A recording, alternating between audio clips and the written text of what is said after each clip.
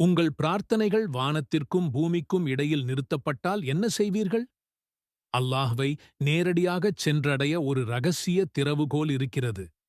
அதுதான் ஸலவாத். பார்க்கப்போனால் மிகச் சிறிய வார்த்தை, ஆனால் பிரபஞ்சத்தையே அசைக்கும் சக்தி அதற்குள் அடங்கியுள்ளது. இது எப்படி சாத்தியம்? வாருங்கள், விரிவாகப் பார்ப்போம். ஸலவாத் என்பது நபி ஸல்லல்லாஹு அலைஹி வஸல்லம் அவர்கள் மீது அல்லாஹ் பொழியும் கருணை மற்றும் நாம் அவர் மீது காட்டும் அன்பின் வெளிப்பாடு.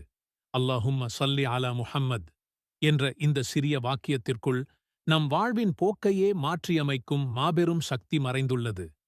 திருக்குரான் மிகத் தெளிவாகக் கூறுகிறது, நிச்சயமாக அல்லாஹ்வும் அவனுடைய மலக்குகளும் நபியின் மீது ஸலவாத் சொல்கிறார்கள். நம்பிக்கையாளர்களே, நீங்களும் அவர் மீது ஸலவாத் சொல்லி சலாம் கூறுங்கள்.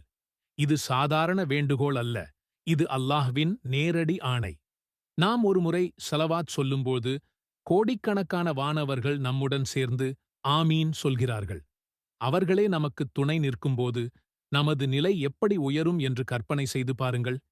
நபி ஸல்லல்லாஹு அலைஹி வஸல்லம் அவர்கள் கூறினார்கள், யார் என் மீது ஒருமுறை ஸலவாத் சொல்கிறாரோ அவருக்கு அல்லாஹ் 10 நன்மைகளை எழுதுகிறான், 10 பாவங்களை மன்னிக்கிறான், 10 அந்தஸ்துகளை உயர்த்துகிறான், மேலும் அவருக்காக 10 ஸலவாத் திரும்பச் சொல்கிறான்.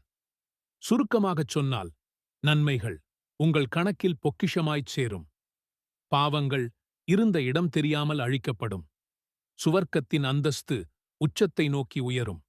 இப்னு மஸ்ஊத் அவர்கள் கூறினார்கள், உங்கள் துஆவிற்கு முன்னும் பின்னும் ஸலவாத்தைக் கொண்டு அலங்கரியுங்கள், அப்போது அது ஏற்றுக்கொள்ளப்படும்.